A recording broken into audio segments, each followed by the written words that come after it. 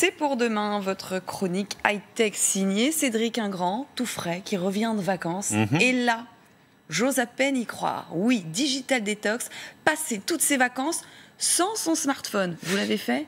Oui, je l'ai fait pour de vrai. Je vais vous expliquer. Sur le constat, on est tous d'accord. On passe tous beaucoup trop de temps sur nos smartphones. En moyenne, le Français moyen, il dégaine son smartphone 25 fois par jour. 2 fois plus si vous êtes entre 18 et 29 ans. Et alors après, il y a les cas graves, genre vous, genre moi, on est au-delà de la centaine.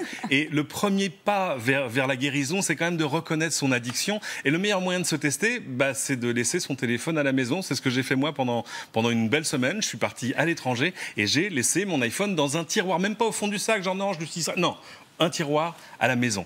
Alors c'est intéressant parce que ça permet de tester d'abord le droit à la déconnexion qui existe en droit français aujourd'hui. Les entreprises l'ont compris dans cette grande maison qui nous emploie. Quand vous êtes en vacances et que vous recevez des mails, il y a un petit truc en bas disant vous n'êtes pas forcé de répondre. Hein. Vous pouvez les lire, mais c'est pas plus grave que ça. Du coup, les vacances, c'est un peu le moment rêvé parce que c'est le moment où personne ne s'attend à ce que vous répondiez. Alors, il y a des avantages et des inconvénients. Ah oui, alors là, très clairement, côté avantage, d'abord, c'est une chose de moins à emporter. Moi, d'ordinaire, je suis plutôt à me dire, bon, alors j'ai les 2 smartphones, la tablette, c'est bon, est-ce que je prends mon PC portable? Et alors après, toutes les les chargeurs qui vont avec. Là, tout à coup, c'est vrai que ça libère. Rien. Mais vous avez tout de suite l'impression qu'il vous manque un truc dans la poche. Bon, je vous rassure, ça s'arrange en quelques heures, voire quelques jours. L'autre libération, c'est évidemment de ne plus être l'esclave de toutes les notifications qui vous poursuivent toute la journée, celles du travail et puis toutes les autres, les réseaux sociaux et le reste.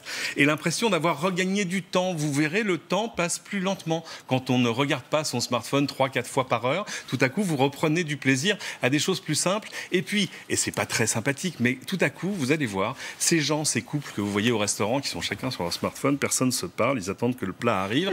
Tout à coup, vous les regardez. J'ai pas envie de dire d'un peu haut, mais avec un petit soupçon de pitié, même si on va en reparler, c'est bon pour l'ego, mais il y a quand même des choses à régler. Côté inconvénient, attention.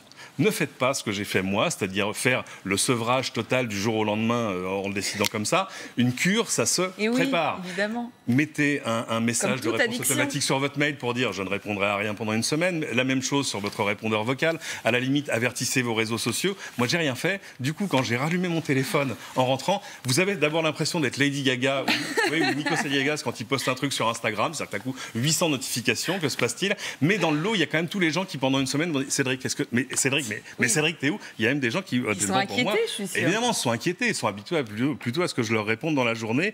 L'autre inconvénient, il est purement pratique. Si vous faites un sevrage pendant vos vacances, vous allez vous apercevoir que le smartphone est un outil qui est fait pour le voyage. Ça devient votre musique, le GPS. C'est là que vous avez vos billets d'avion, vos réservations d'hôtel, les infos et le reste. sur tel ou tel spectacle, ce qu'on veut voir. Exactement. Voilà. Tout à coup, vous revoilà propulsé dans les années 90. Il faut préparer le voyage pas à pas et tout imprimer. Moi, je me suis retrouvé à un moment en Sicile, je vous raconte ma vie, à essayer de trouver un ordinateur pour trouver les horaires de mon vol, etc. Il a fallu que je me fasse passer pour le client d'un hôtel qui n'était pas du tout mon... Enfin bon, bref.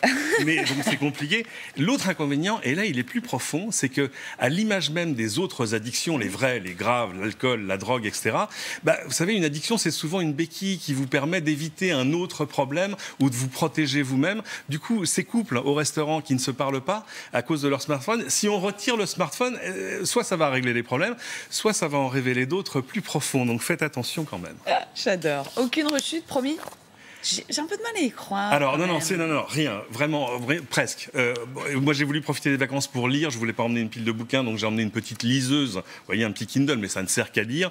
Alors, c'est connecté au Wi-Fi pour aller télécharger des bouquins, mais ça va, c'est autorisé. Il y a quand même un petit navigateur dans le coin, et j'avoue, j'ai démarré le navigateur 1 ou 2 fois pour voir la météo ou avoir une info. Mais là, on est quand même très, très loin de l'addiction. Merci, en tout cas, Cédric. On va tester. Ça vous tente ou pas? Allez, on essaye. Ah oui, d'accord. Okay.